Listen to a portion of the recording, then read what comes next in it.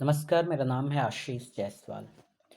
Sunday को Donald Trump जो कि अमेरिका के राष्ट्रपति हैं, उन्होंने एक स्टेटमेंट दिया था और उन्होंने कहा था कि वेडनेसडे के दिन या वेडनेसडे को जो है रात के लगभग 8 बजे ईरान पर जो है कहर बरसाया जाएगा। अब जब अमेरिका में रात के 8 बज रहे होंगे तो हमारे यहाँ पे लगभग सुबह के 6 साढ़े 6 बज रहे होंगे। अब वो वेडनेसडे कल है, कल सुबह अभी बज रहा है 10:30। कल सुबह 6:30 पर या आप मान लीजिए 6 बजे के आसपास क्या अमेरिका करने वाला है? क्या ये सच था या क्या सच में ऐसा कुछ अमेरिका करेगा? तो एक लंबी कहानी है उसके पीछे। इसके अलावा डोनाल्ड ट्रंप ने ईरान के लिए बहुत ही अपशब्द शब्दों का प्रयोग किया जो कि ईरान की जनता के लिए था, और इन शब्दों के लिए जो है पूरी दुनिया ने जो है उनके इन शब्दों की आलोचना की और ये माना कि आपकी लड़ाई उस देश की सेना से है, उस देश के लोगों के प्रति एक इस तरीके की सोच रखना, तो ये गली के गुंडे वाली बातें कर रहे हैं। असल में होता क्या है कि फ्राइडे की सुबह एक अमेरिकी प्लेन था, F-15E। ई मत मीन्स ईगल करके उसका नाम है, F-15E। और ये जो है इसकी खासियत ये है कि ये बाज की तरह उड़ान भरता है और दुश्मन के ठिकानों की निगरानी करना इसका काम है। ईरान का बेहद अहम ठिकाना है इस्फहान, जहां पर ईरान का न्यूक्लियर प्लांट है और बहुत सी और भी चीजें हैं वहां पर। बताया ये जाता है कि जो F-15E है ईरान के आसमान में उड़ रहा था, और जब ये उड़ रहा था निगरानी कर रहा था। एक तो वो सेंसिटिव इलाका है वहाँ पर। इस्फहान जो है वो ईरान का सबसे बड़ा न्यूक्लियर पावर प्लांट माना जाता है। अभी भी उसको इराक और इजराइल और अमेरिका ने तबाह किया था, लेकिन फिर भी बहुत सारी चीज़ें अभी उसके नीचे जो है भारी मात्रा में ये बताया जा रहा है कि न्यूक्लियर दबा हुआ है। सबसे बड़ा इनरिचमेंट जो है न्यूक्लियर का वो भी वहीं पर है, जो शुद्ध न्यूक्लियर है वो वहीं पर है। तो जब ये उड़ रहा था तो ईरान के रडार सिस्टम को ये पता चलता है और इसको मार गिराया जाता है। इसके बाद ये बताया गया कि जब इसको मार गिराया गया, उससे पहले जब जो उसमें दो लोग सवार थे, एक तो पायलट और दूसरा जो था वेपन मैन मतलब जो वेपन अफसर जो पीछे बैठा हुआ था, उसके पास कुछ हथियार होते हैं सुरक्षा के लिए, बाकी सारी चीज़ों के लिए। तो जब ईरान ने प्लेन को मारा उससे पहले जो है इन दोनों ने जो है इजेक्ट सीट को इजेक्ट किया। इजेक्ट मतलब जब भी ऐसे फाइटर जेट होते हैं तो जब भी वो क्रैश करते हैं तो उनमें एक इजेक्ट सीट होती है जो कि अपने आप उड़ जाती है, और एक पैरासूट के जरिए जो भी पायलट होता है या जो भी लोग होते हैं वो नीचे आ जाते हैं। तो वहां भी ऐसा ही हुआ। तो बताया जाता है कि हवा की वजह से पायलट और जो वेपन अफसर था वो दोनों अलग अलग हो गए। तो जब ये दोनों अलग अलग हो गए, लेकिन ये ईरान की जमीन पर ही जो है लैंडिंग कर गए पैरासूट के जरिए। जब इन लोगों ने लैंडिंग की तो ये बताया जाता है कि जब ऐसा कभी होता है तो इनको एक ट्रेनिंग दी जाती है कि आप जब इजेक्ट होकर दुश्मन की सरजमी पर गिरते हैं तो कैसे बचना है, कैसे रेस्क्यू करना है, कैसे खुद को बचाना है, अगर कोई साथ में तो उसको कैसे सेफ करना है। तो इन सारी चीज़ों की जो है ट्रेनिंग दी जाती है। इसके अलावा इनकी वर्दी के अंदर एक छोटा सा इक्विपमेंट होता है जिसे बीकम बोलते हैं, और उसका काम यही होता है, एक ट्रांसमीटर की तरह काम करता है, मैसेज भेजता है। तो जब भी ऐसा कुछ होता है तो एक बटन को दबाया जाता है जिसके थ्रू जो है वहाँ की जो एजेंसी है या जो भी आर्मी के लोग हैं उन तक ये मैसेज पहुँचता है, या जो भी एयरफोर्स के लोग हैं कि हाँ ये प्लेन जो है क्रैश कर गया है या इसमें जो भी दिक्कत है, और उस इंस्ट्रूमेंट के जरिए वो आपकी लोकेशन को ट्रैक कर लेते हैं। अब जब ये दोनों गिर जाते हैं तो ये बताया जाता है कि अ, एक एक जो पायलट था और दूसरा वेपन अफसर था। तो पायलट जो है वो बटन को दबाता है, वहाँ तक सिग्नल पहुँचता है। उसके बाद जो है अमेरिका की जो एयरफोर्स है वो इसको जो पायलट था, पायलट को वो जो है रेस्क्यू कर लेते हैं, उसको सुरक्षित अमेरिका लेकर चले जाते हैं। इसके बाद ये कहा गया कि जो दूसरा अफसर था वो हवा की वजह से उसका पैराशूट जो था वो दूसरे डायरेक्शन में चला गया। वो कहाँ पे चला गया उसकी कोई खोज खबर नहीं आई। फिर ये तय हुआ कि उसको एक सर्च ऑपरेशन चलाया जाएगा और उसको वहां से निकाल के लाया जाएगा, क्योंकि अब ये जरूरी था कि उसको बचाना इसलिए भी जरूरी था क्योंकि अगर वो ईरान के हाथों लग जाता तो ईरान भी उसके बदले में कुछ मांग लेता और ऐसे तो नहीं ही छोड़ता। युद्ध की स्थिति है और वो दब भी नहीं रहा। पता ही है उसने क्या क्या तबाह किया अमेरिका का। दूसरा, अमेरिका के जो जब लोगों को ये पता चलता तो डोनाल्ड ट्रंप की जो है वो भी बहुत ज़्यादा बदनामी होती।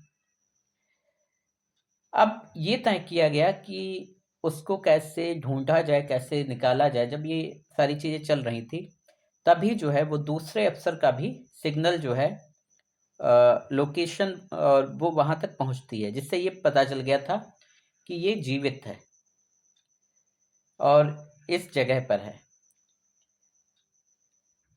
अब उनको जो है उसको रेस्क्यू करने के लिए ये तय हुआ कि सील कमांडो जो है उनको तैयार किया जाए। सवाल यहाँ पे उठता है कि सील कमांडो कौन है।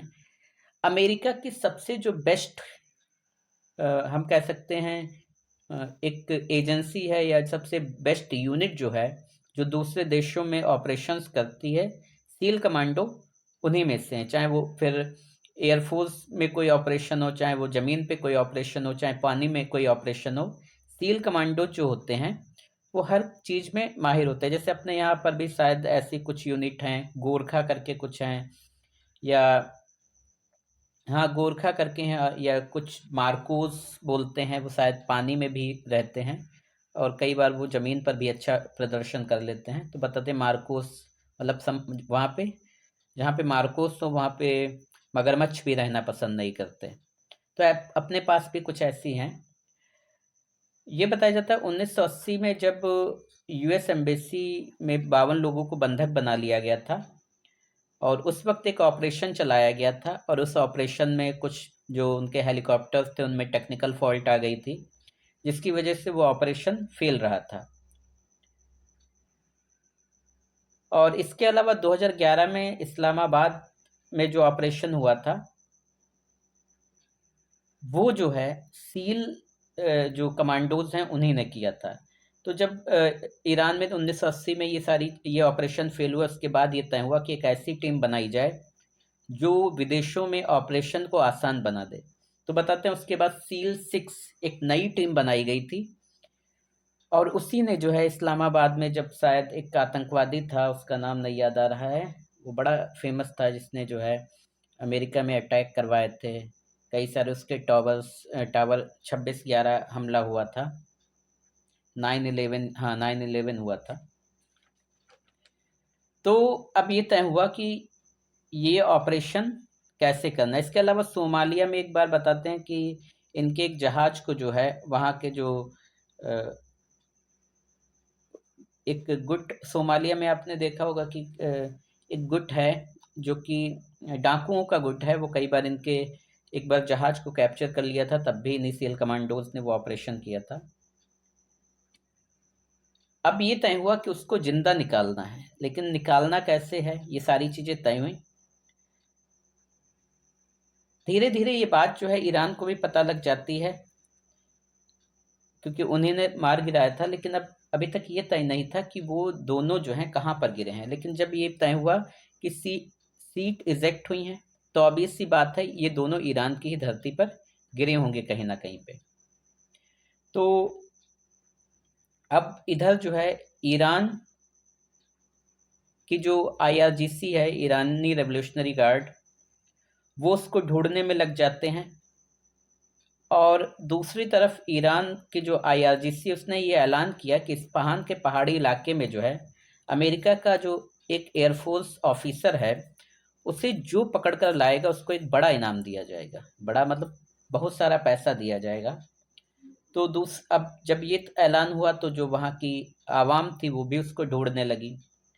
अब ये दोनों जो हैं, एक आदमी जो है दोनों देशों के लिए कितना इम्पोर्टेंट हो गया था। फिर जो ये वेपन अफसर था, ये कर्नल रैंक का अधिकारी था। जब ये सारी चीज़ें हो रही थी तो जो वेपन अफसर था वो पहाड़ी इलाके में जो है ऊंचाई की तरफ बढ़ रहा था। ऊंचाई की तरफ इसलिए बढ़ रहा था, ये बताते हैं कि समुद्री तल से वो 7,000 फीट की ऊंचाई पर पहुंच गया था। और 7,000 फीट की ऊंचाई पर पहुंचने के बाद जो है उसका रीज़न ये था कि एक तो रेस्क्यू करने में आसानी होगी, सिग्नल जो है वो आसानी से मिल जाएंगे। दूसरी चीज़, जब वो टॉप पे पहुंच जाएगा तो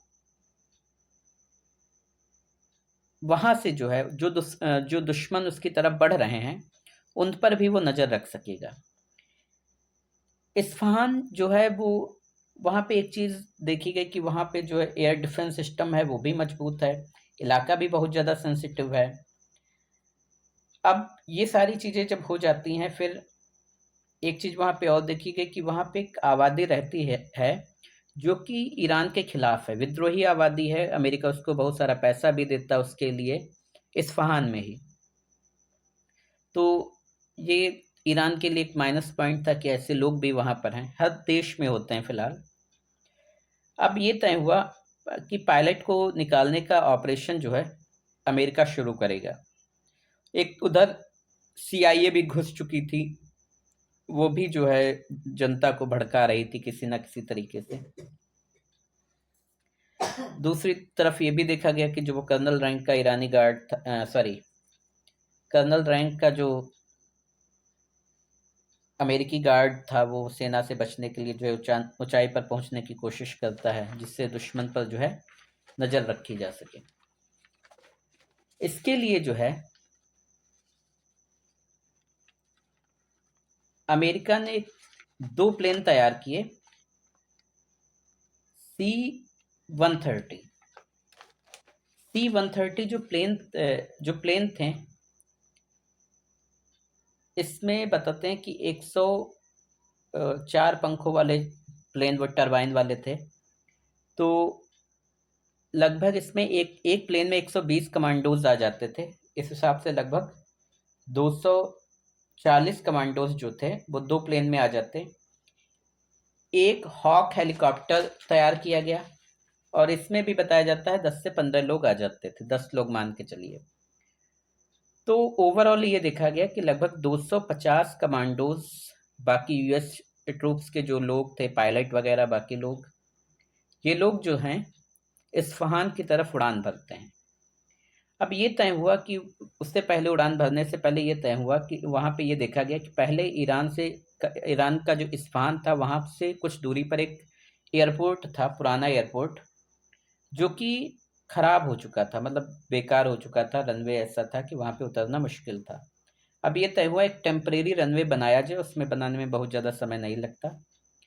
इससे पहले बताते हैं एक हेलीकॉप्टर भेजा जाता है और ईरान जब इस हेलीकॉप्टर को देखता है तो इसको भी जो है उड़ा देता है। फिर जो है ये तय हुआ कि टेम्परेरी वहाँ पे रनवे पट्टी बनाई जाएगी, तो उसमें बहुत ज़्यादा टाइम नहीं लगेगा, बना दी जाती है। अब ये सारी चीज़ें जब हो रही थी, उससे पहले CIA वहाँ पे पहुँच चुकी थी। वो अपना जो है ईरानी रेवोल्यूशनरी गार्ड जो हैं उनको उलझाने की कोशिश करती है और एक अफवाह फैलाती है कि जो प्लेन क्रैश हुआ था उसका जो पायलट था उसको जो है अमेरिकन आर्मी पहले ही ले जा चुकी है। इसके अलावा जो है जो वेपन ऑफिसर था उसको सड़क के रास्ते, वो भी मिल चुका है उसको, सड़क के रास्ते जो है अमेरिकन जो ट्रूप्स हैं वो ले जा रहे हैं। जैसे ही ईरानी रेवोल्यूशनरी गार्ड को ये बात पता चलती है जो बॉर्डर का रास्ता था वो खुद ही उड़ा देते हैं, मतलब उसको जो है बम गिरा के, मिसाइल गिरा के उस रास्ते को ही तबाह कर देते हैं। इसके बाद जो है वहाँ पर भी ये मतलब सर्च ऑपरेशन चलता रहता है। और ये सारी चीज़ें सीआईए के द्वारा इसलिए की जा रही थी कि जो आईआरजीसी थी उसका ध्यान उधर चला जाए। खैर उसका ध्यान भी उधर जाता है और खुद वो अपने रास्तों पर बमबारी करते हैं, लेकिन इधर भी वो नहीं छोड़ते हैं। अब जो है यहाँ पे जो है जो वो अमेरिकी सैनिक था वो उस पहाड़ी पर तो पहुंच चुका था, कभी गुफा में वो खुद को जो है कैद करके रखता, कभी कहीं भी, मतलब ये उसने तय कर लिया था कि इन लोगों के पकड़ में ना, इन लोगों की नज़रों में ना आए। फिर जो है ये तय किया गया कि वो बार बार मैसेज भेज रहा था, लेकिन इसमें एक चीज़ ये था कि इसको, ये जो इंस्ट्रूमेंट था इसको कम यूज करना, जिससे जो है दुश्मन के जो है रेडिएशन में अपनाए, रडार में अपनाएं, कि आपको जो है ट्रैक किया जा सके कि यहाँ पर कोई मोबाइल या ऐसे ऐसा कोई इंस्ट्रूमेंट है, तो उसको कम यूज करना था। तो ये तय हुआ कि एक कोड भेजा गया कि उस कोड के जरिए ये कंफर्म किया गया कि ये वही है या दुश्मन ने इसको पकड़ तो नहीं लिया। तो ऐसी बहुत सी सारी चीज़ें हुई। जब ये सारी चीज़ें कंफर्म हो गई तब ये तय हुआ कि यह ऑपरेशन जो है रात में किया जाएगा। फिर रात होती है, 8 बजते हैं लगभग। उसके बाद जो है एक, हमने बताया ना, एक और चॉपर जो है यहाँ पर भेजा गया था इस्फान में, लेकिन ईरान ने उसे मार गिराया था। फिर देर रात जब ये ऑपरेशन होता है यहाँ पर जो है एक वही हॉक हेलीकॉप्टर पहुँचता है, और वो C-130 प्लेन 2 पहुँचते हैं, वही जो टेम्परेरी रनवे बनाया गया था उस पर 2 सारी उतरते हैं।